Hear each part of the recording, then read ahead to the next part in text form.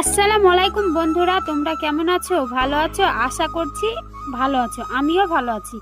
আজ টমেটো মাখা করব। আমার বান্ধবী কোনোদিন টমেটো মাখা খায়নি, তার জন্য ওকে টমেটো মাখা খাওয়াবো। তার জন্য টমেটোগুলা পোড়াচ্ছি। দেখো বন্ধুরা, টমেটোগুলা পোড়ানো হয়ে গেল। টমেটোর খোসাগুলা এবার ছাড়িয়ে নেব।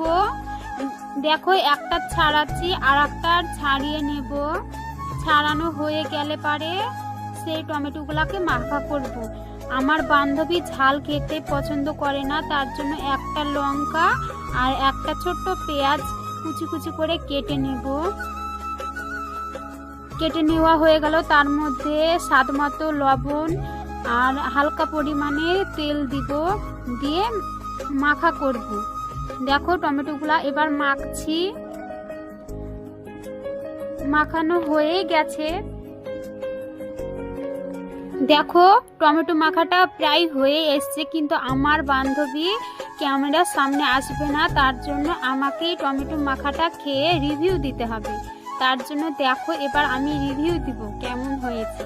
কিন্তু আমাকে ভালোই লেগেছে খেতে, আমি মাঝে মধ্যেই খাই, আমাকে অনেক সুন্দর লেগেছে খেতে।